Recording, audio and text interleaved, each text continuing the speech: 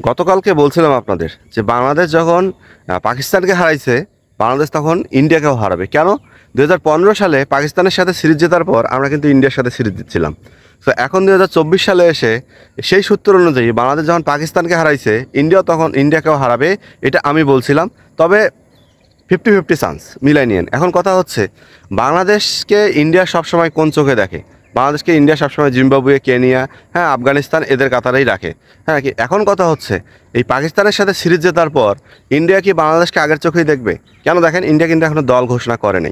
বাংলাদেশ যখন পাকিস্তানের সাথে খুব ভালো খেলছে, তখন ইন্ডিয়া দীর্ঘদিন ধরে যখন সাদা পোশাকের বাইরে আছে, তখন কিন্তু ইন্ডিয়া তাদের যে সাদা পোশাকের যে খেলোয়াড়রা আছে তাদেরকে দুইটা টিমে ভাগ করে দিয়ে চারটা টিম নিয়ে ইন্ডিয়া এ দল বি দল মানে এরকম একটা চারটা টিম নিয়ে একটা টুর্নামেন্ট আয়োজন করা দিছে। হ্যাঁ, সেখানে ঋষভ পান্ট থেকে শুরু করে ইন্ডিয়ান যারা তরুণরা আছে, শ্রেয়াস আয়ার, এরপর হচ্ছে আকসার পাটেল সহ যারা আছে, তারা কিন্তু সবাই সেই টুর্নামেন্টটা খেলতেছে।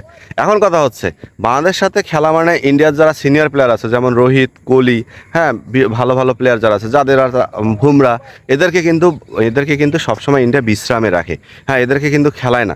কারণ কি, বাংলাদেশ বললাম তো, বাংলাদেশ যেখানে জিম্বাবুয়ে, কেনিয়া এদের সাথে ইন্ডিয়া বাংলাদেশকে তুলে ধরে। তো এবার যখন পাকিস্তানকে বাংলাদেশ হারাইছে, এটা টেস্ট ক্রিকেটে বাংলাদেশের একটা নতুন উত্থান। কারণ আমরা যদি পাকিস্তানকে ঘরের মাটিতে হারাইতাম, তাহলে সবাই কি বলতো, আমরা ঘরের মাঠের অ্যাডভান্টেজ নিছি, আমরা স্পিন উইকেট বানাইছি, পাকিস্তানকে কুপকাত করছি। এখন কথা হচ্ছে, বাংলাদেশ যখন ইন্ডিয়াতে খেলতে যাবে, তখন ইন্ডিয়া কোন প্ল্যানিংয়ে আগাবে? ভাই পেস অ্যাটাক করবেন?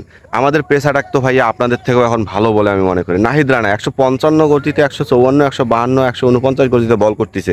তাসকিন আমাদের তো আগে থেকে স্পিড আছে, হাসান মাহমুদ আরও স্পিড আছে, সেই সাথে এবাদত যুক্ত হবে। হ্যাঁ, এছাড়াও আমাদের শরীফুল তো আছেই, খালেদও আছে। সো আমাদের পেসার নিয়ে আমি মনে করি পেস ডিপার্টমেন্ট নিয়ে কোনো সমস্যা নেই। স্পিন ডিপার্টমেন্ট সাকিব ভাই আছে, মিরাজ ভাই আছে, তাইজুল ভাই আছে, স্পিন ডিপার্টমেন্ট নিয়েও কোনো চিন্তা নেই। এছাড়াও আমাদের তরুণ স্পিনার নাইমও আছে। তো এখন কথা হচ্ছে, ইন্ডিয়া আমাদের বোলিং দিয়ে যতই অ্যাটাক করুক, তাদের প্রতিরোধ আমরা করতে পারবো। এখন কথা হচ্ছে, বাংলাদেশের দুর্বলতা কোথায়? বাংলাদেশের দুর্বলতা হচ্ছে ব্যাটিং ধারাবাহিকতা। দেখেন, দুইটা টেস্টেই আমাদের মিরাজ এবং লিটন দাস অসাধারণ খেলছে, তাদেরকে প্রশংসা করেও তাদের ছোট করা হবে। হ্যাঁ, সেখানে তাদের একটা ধন্যবাদ পাওয়ার দরকার, সেটা দেওয়া হয়ে গেছে। এখন কথা হচ্ছে, বাংলাদেশের ওপেনিং জুটি, বাংলাদেশের শান্ত কোনোভাবেই ফর্মে ফিরতেছে না আমাদের অধিনায়ক, তাকে ফর্মে ফেরা জরুরি। আমাদের মমিনুল হক প্রথম টেস্ট ভালো খেলছে, দ্বিতীয় টেস্টেও ভালো খেলছে।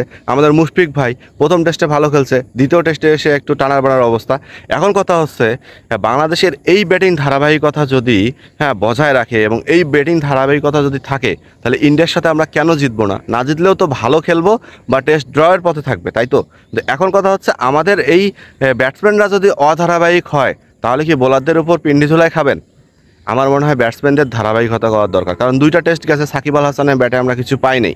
আমাদের দুই ওপেনারের মধ্যে একজন ওপেনার খুব ভালো খেলছে, একজন ওপেনার আর খেলার মতো খেলা খেলছে, অতটা ভালো খেলে নেই। সো আমার কথা হচ্ছে, এখন ব্যাটিং ধারাবাহিকতায় ডিপেন্ড করবে ইন্ডিয়ার সাথে আমরা জিতবো কি হারবো। এখন আর একটা কথা হচ্ছে, সবথেকে বড় কথা, ইন্ডিয়া কোনো প্লেয়ারকে বিশ্রাম দিতেছে না। ইন্ডিয়া বাংলাদেশকে খুব শক্তভাবে নিতেছে। কারণ টেস্ট চ্যাম্পিয়নশিপে ফাইনাল খেলতে গেলে এই টেস্ট দুইটা বাংলাদেশকে যেমন জিততে হবে, ইন্ডিয়াকেও তেমন জিততে হবে। সো এই টেস্ট দুইটা দুই দলের জন্য এতটাই গুরুত্বপূর্ণ যে কোনো দল কোনো কারকে ছাড় দেবে না। সেটা ইন্ডিয়ার বিভিন্ন গণমাধ্যম, খেলার মাধ্যম, এছাড়া ইন্ডিয়ান বিভিন্ন ইউটিউবার, ইন্ডিয়ান দুজনের ক্রীড়া সাংবাদিক এবং ইন্ডিয়ার সব থেকে বড় যিনি ক্রিকেট নিয়ে কথা বলেন, সেটা হচ্ছে আকাশ চোপড়া। তিনি পর্যন্ত বাংলাদেশকে নিয়ে একটু ভয় আছে এবং গৌতম গম্ভীর পর্যন্ত লিখছে বাংলাদেশকে হালকাভাবে নেওয়ার কিছু নাই। তো এখানে যদি বাংলাদেশকে পাকিস্তানের মতো হালকাভাবে ইন্ডিয়া নেয়, যদি কোনো কারণে সমস্যা বাধে, তাহলে চিন্তা করছেন ইন্ডিয়ান মান ইজ্জত কোথায় গিয়ে দাঁড়াবে? হ্যাঁ, পাকিস্তান তো ওয়াশ হয়ে নিজের দেশে মুখ দেখা ভাইয়া মুশকিল হয়ে গেছে।